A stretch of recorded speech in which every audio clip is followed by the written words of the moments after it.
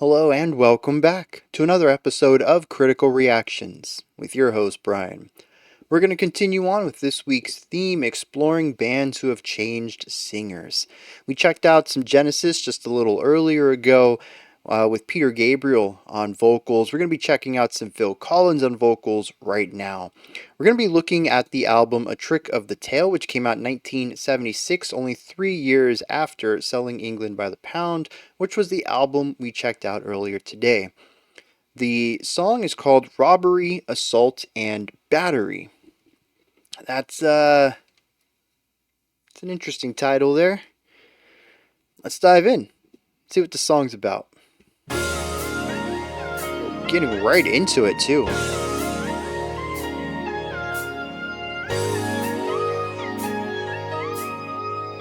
Yeah, so that's a 7. The streets were deserted, though the police were alerted. Into 4/4. That's such a common technique. Odd time signature for instrumental, 4/4 for vocals.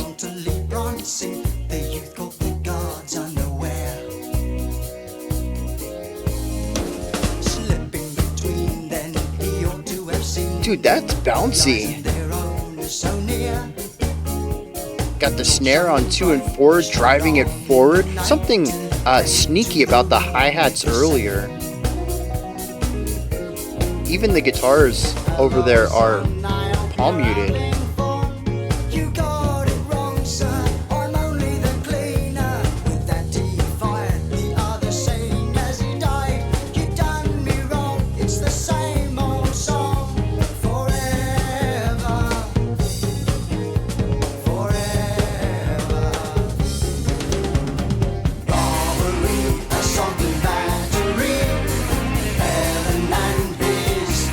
Dude, this is a fun song. Really cool guitar riff over here.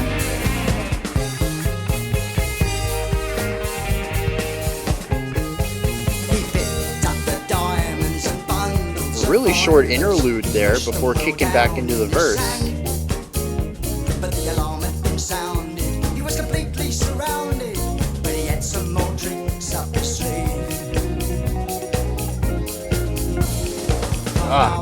Nice little guitar lick.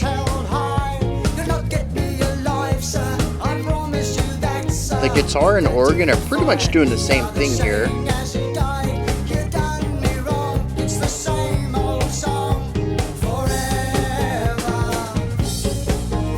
Nice syncopated hits on the drums. Such a big rock section.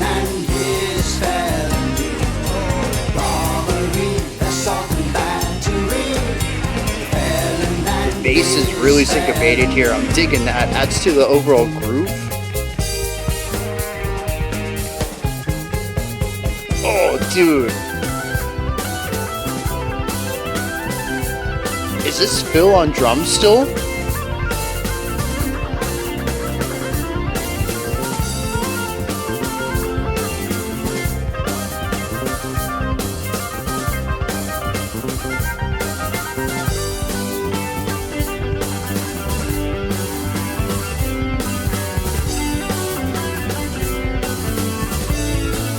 It's great. I mean, it really pushes rhythmic boundaries. I almost wanted to use the word esoteric, but it makes sense.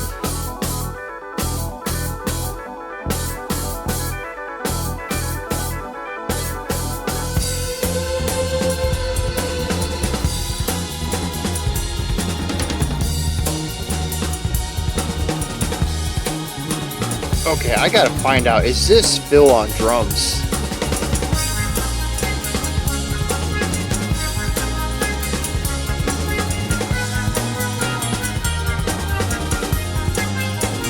Back to that 7, really digging that.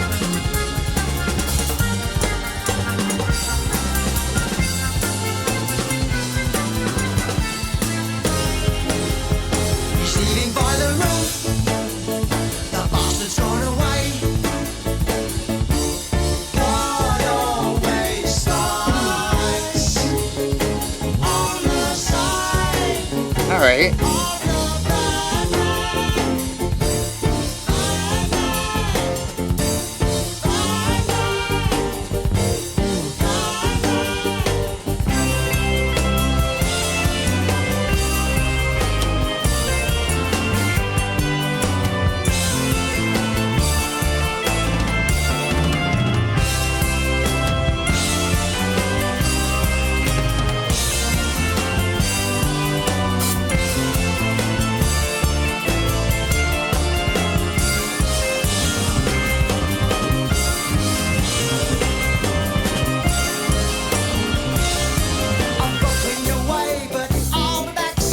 lightening everything up again.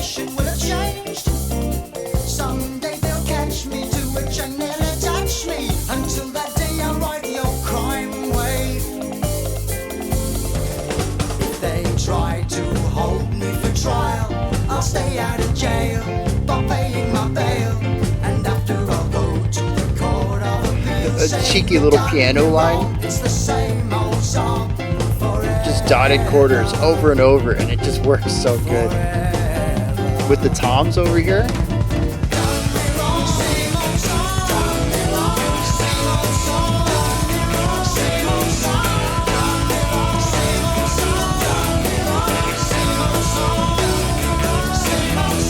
Back to the 7, and that's how this is going to wrap up.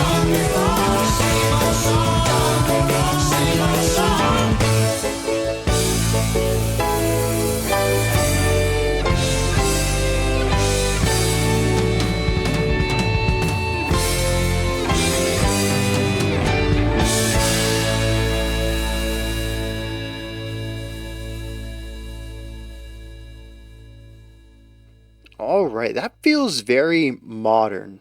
I was actually surprised that this is a 76 track, and part of that may be in the remaster, maybe the production that's giving it a modern vibe, but I'd see even rock-wise, I would put this under modern contemporary rock. The same sort of stuff that, it's the palatable rock. The rock you could play at like, I don't know, like a theme park or something, and your grandparents wouldn't be too mad about it. It still has the feeling, the essence of rock, but it's very bright and poppy and palatable. What's it? Oh, Frost. Actually, this reminds me a lot of Frost, and Frost is a very modern take on prog rock, particularly production and harmonic sound, and I hear a lot of that here too. This is very different from the Genesis I'm used to. Now, I wonder if that's because actually, yeah, I don't think I've heard any Genesis. I don't think we've done a reaction to any Genesis post Peter Gabriel.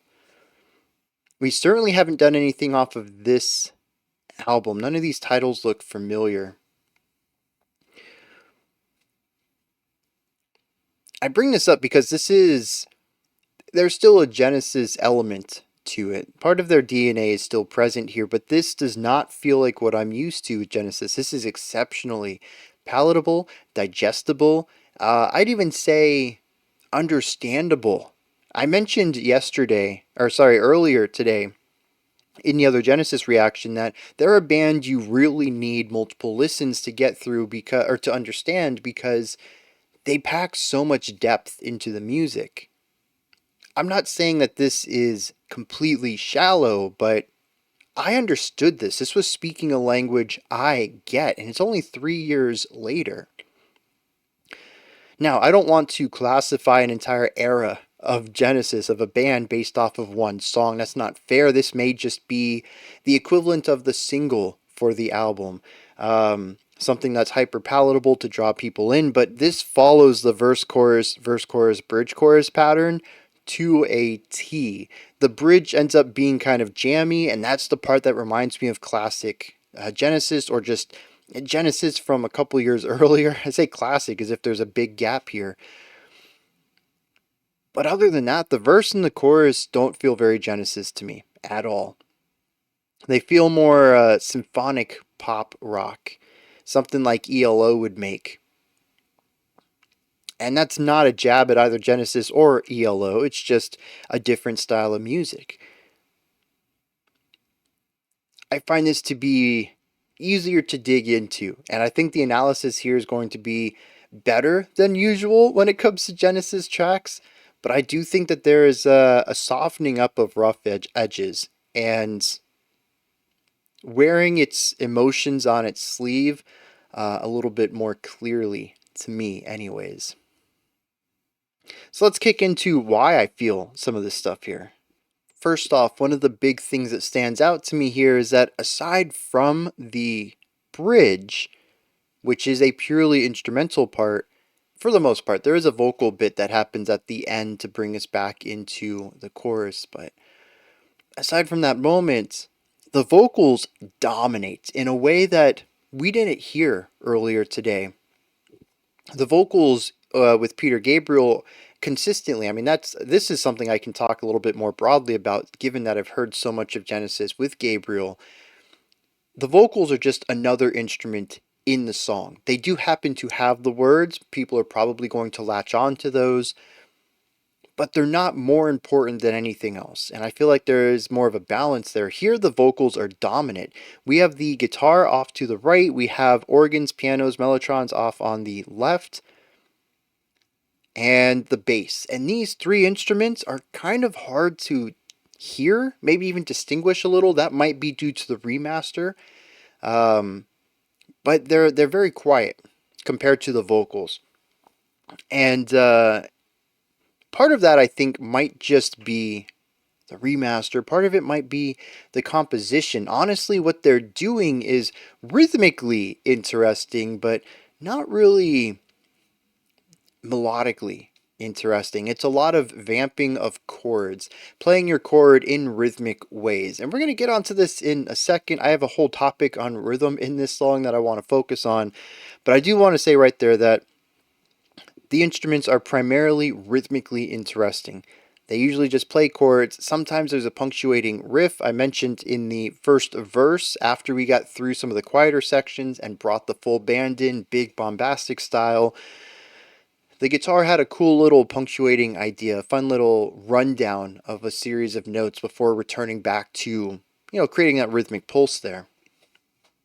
The bass is very rhythmically bouncy and punchy throughout this entire song. There's a strong funky element to it without ever alluding to like funk harmony. Definitely has funky rhythms though. There's a lot of bounce and groove to this song. And the same goes for the organ, the piano, the mellotron. Pretty much everything that person's playing is lining up with what the guitars are doing. Not necessarily the exact line, but usually following into the same function or role of the song. Usually some sort of harmonic bit, and when there is melody, they're typically playing the same melody, doing texture layering or harmony. It ends up creating a song that is super groovy, and I think we all felt that right from the start. Now again, I don't want to pigeonhole this entire band at this point in time based on one song. But I have to bring up rhythm. Something that I've talked about in the past is that performers who play pitch-based instruments typically compose music very different than performers who play rhythmic instruments. Generally and very broadly speaking, your guitarist is going to create very different music than your drummer. This is not something that always happens, but it is something I see often enough that I'm comfortable enough stating this. Not necessarily as a blanket fact, but as something that occurs quite often. I don't think it is unusual here that if Phil is leading the band, he probably also has writing credits on this song, at least, maybe more. This is a drummer's song. Not a lot of dense harmonic stuff in here. We do have chord progressions, but it's not super important. What happens on this track, more than anything, is dynamics, which is speed, volume, layering, intensity, and rhythm. Even listen to his vocal delivery. Listen to how many stops and starts there are. Listen to how rarely he holds out notes. Listen to how quickly he delivers lines. There is a rhythmic bounce and syncopation to every instrument on this track. Maybe that all fits. We'll get to the lyrics, and maybe it's a bouncy, rhythmic song to begin with. Maybe thematically that all ties together, but it does not surprise me that a drummer, let me double check this real quick. I don't want to go on this and then just base it off of something that's entirely incorrect. I did that once last month. That's not a good feeling. All right. Writers are Tony Banks, who is the pianist, and Phil Collins, who is the drummer vocalist. I had a feeling this was Phil's work. It feels like composition by a drummer. It's very rhythmic, very textural, very dynamic. Even looking at the start of the song, quiet, lots of palm muted, lots of soft hits building up out of that, more layers. The composition never really gets different, but we get to hear that opening guitar lick on palm muted, on single note, and then on full chords, and then layered between the piano and the guitar. One idea, lots of variety in how it's presented. That is a very drum idea. And of course, rhythmically, all over the place. This is a rhythmically syncopated track. Every instrument is doing it. It's a drummer's composition. Again, not every drummer writes like this, but more often than not, your drummer's going to lean into writing stuff like this. It's harmonically, I don't want to say shallow, but just not a lot of weight is put on the harmonic elements. There are catchy melodies. Sure, everyone can write a good melody, but they're very based around syncopation and shorter notes too. Even when you listen to the guitar stuff, it really isn't until the middle section where I think the guitarist gets to write their own solo that we begin to hear long drawn out notes in a melodic fashion. It's when the drummer, their hand is off the pen, handed it to someone else, you get to write the next part. And the rhythm in here, though, is phenomenal. It is super catchy, super infectious. Right from the start, I think we were 2 beats in and I was already dancing. That's good writing right there on the groove, on the rhythm side of things. So that's what I wanted to bring up there, because every instrument, very rhythmic, but there's just not a lot to talk about in the verse and chorus about the bass and the guitars and the pianos and synthesizers, because they're just playing chords with spicy rhythms. And the rhythms are really what I think is more important to those moments than anything else.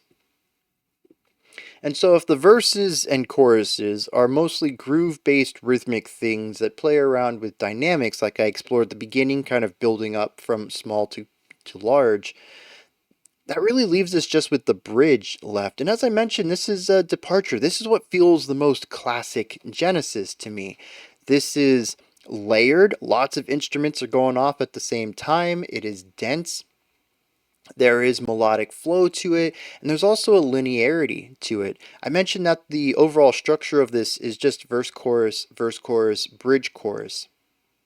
Maybe a third verse too. I can't remember. Anyways, the general idea is we hit the bridge, we repeat stuff back at the beginning. This is the classic structure for a lot of mainstream music over the last, who knows how long, almost 100 years, probably more. And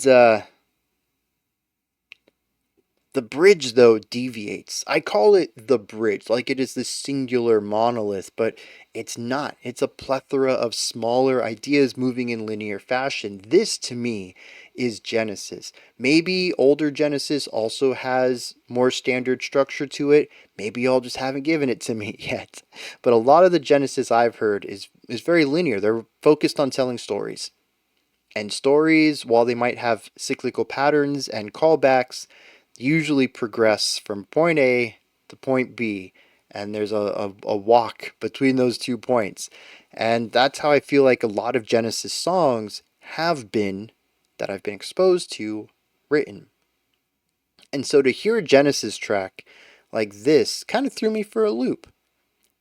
Feels very modern, feels very traditional, feels very not 70s Genesis. But this section does. This reminds me of what we just listened to earlier from the Selling. I can't remember the name of the album. Selling England by the Pound. Dancing with the Moonlit Night was the track. This feels linear. It feels like the music itself, melodically and harmonically, are driving the song forward. Now, chord progression wise, we've expanded a little bit, but we're still focusing on just one chord progression. I don't think we have any change to this, so our harmonic atmosphere and the emotion of the song doesn't really change as much as a lot of Genesis songs will do over a period of time, but we are getting a variety of ideas. We have, guitar solo, guitar and like Mellotron duet. The piano will get a chance to shine. The bass has this like funky idea. It's center channel. You can hear it clear as day. There's a drum solo in here, or at least a drum spotlight. There's more instrumentation going on around it, but the drums cut through in some places, and they are doing some really wild things. And this is just a big section for every instrument to show off a little bit. And I love that, but it also has an increasing amount of chaos to it. It starts off a little standard, feels like a rock solo. Okay, we got a solo section in here. I really expected 45, 60 seconds of that, and then a bridge back into the verse or back into the chorus to wrap the song up. And that's not what happened. They just continued to find new ways to add more layers and ideas and instruments just coming in and doing their own thing. Like I mentioned, there's a duet here. The guitar and the mellotron end up playing the same thing. We got the texture layering, cool stuff going on there. But then they split up. They do their things. The bass is doing their thing. The drummer's soloing in the middle. It's chaotic. It's not avant-garde experimental chaos, but it's still a lot of distinct individual moving ideas. A lot of moving parts. And it feels, especially compared to the rather singular monolithic sound of the verse and chorus, incredibly dense and weighty, and like the song is falling apart. Now, that's not to say that any part of the song actually feels like we are having harmonic instability or rhythmic inconsistency or anything like that. It's still a puzzle, a well-oiled set of gears that are all interconnected in the perfect ways. But it feels like the band is starting to separate and explore their own things. It feels like the song wants to fall apart, but can't, but won't.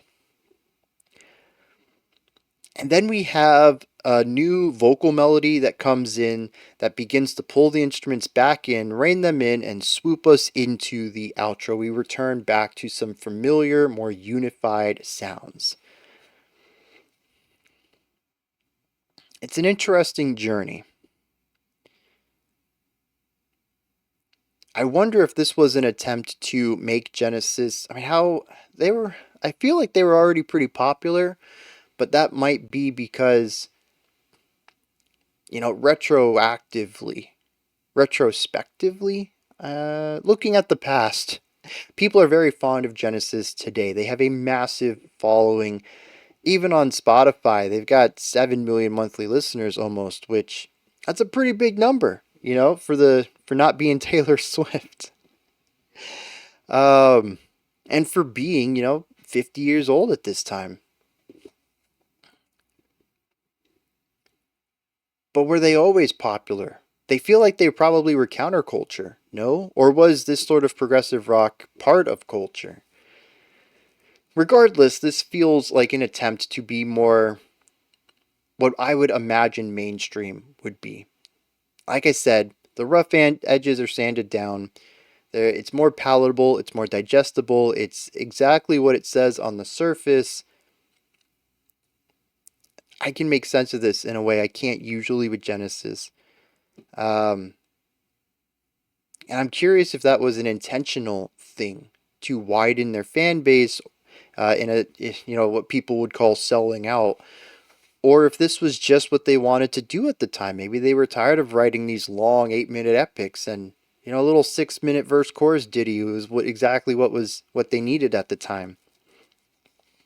I don't know. I'm curious if any longtime Genesis fans could weigh in on that and let me know what's going on here. Again, like I said, this could also just be a single. Maybe the other 7 tracks on this album are even wilder than they've ever been, and I just got something very contained. But that is something that I continue to think about with this track. And it's also why this analysis is quite a bit shorter than yesterday's. There's just less to dig into on this. That's not to say that it's not charming, that it doesn't have its intricacies. That's not a word. To say that it's not intricate in ways.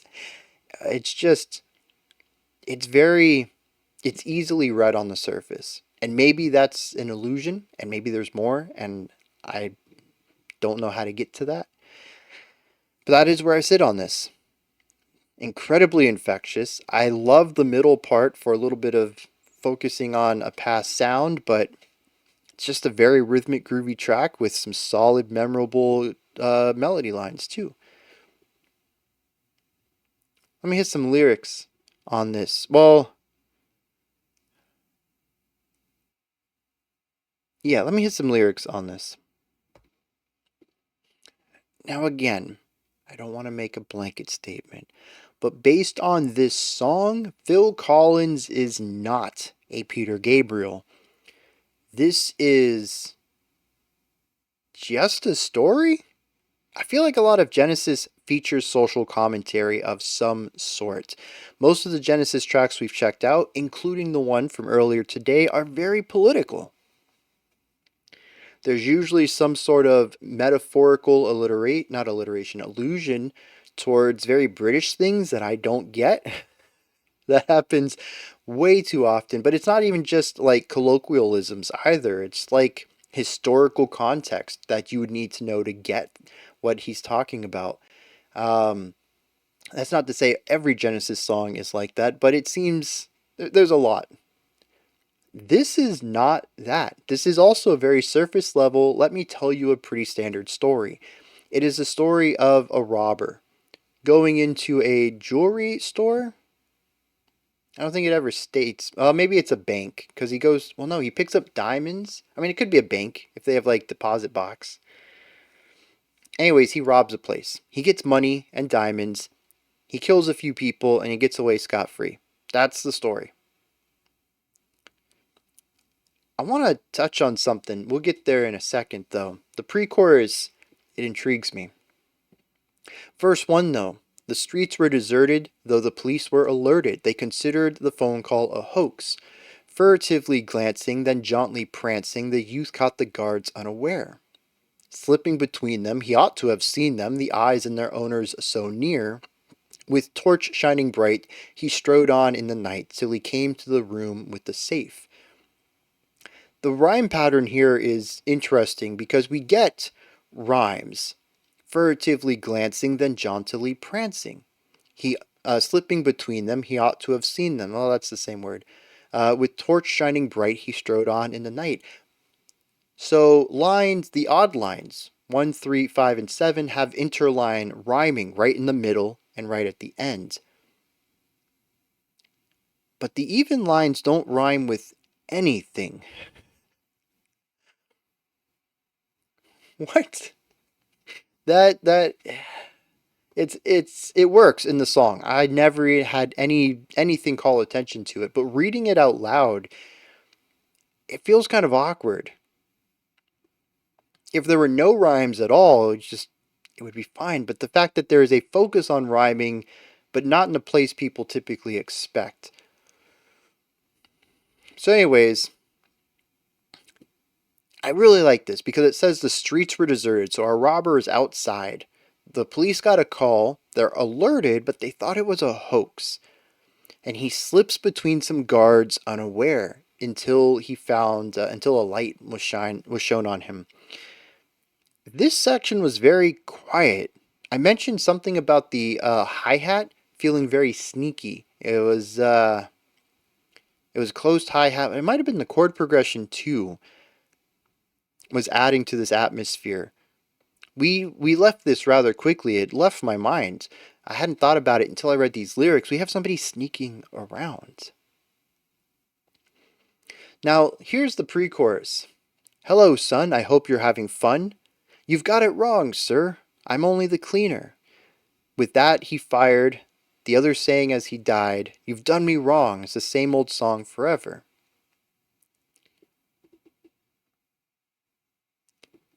That one doesn't work so well. The other two choruses kind of what I was leaning towards when I said I wanted to bring these up is that they use the well, it kind of works there too. A bit of a limerick phrasing with two longer sentences, two shorter sentences, and then a longer one. But the rhyming scheme isn't very limericky. So I don't know. I thought I had a bigger point about that. Okay, well, anyway, so in the pre chorus, though, he ends up shooting somebody who says that they're only the cleaner. The chorus comes in robbery, assault, and battery, the felon and his felony. So it just says that this person is a robber, he's assaulting people, he's batterying people. That's not a word either. We're going to roll with it. Verse 2 says he picked up the diamonds and the bundles of fivers. He pushed them well down in his sack, but the alarm had been sounded. He was completely surrounded, but he had some more tricks up his sleeve. Hey, that's another one. It follows the too long, too short, one long. The pre chorus. The cops say, come out with your hands up. He says, you'll not get me alive. And then he fired and killed the cop. You've done me wrong. It's the same old song forever. The chorus. Robbery, assault, and battery. The bridge. He leaves on the roof. God always fights on the side of the bad man. Verse 3 says, I got away clean. I'll be coming back someday. Just the combination will have changed. Someday they'll catch me. To a chain they'll attach me. Until that day I'll ride the old crime wave.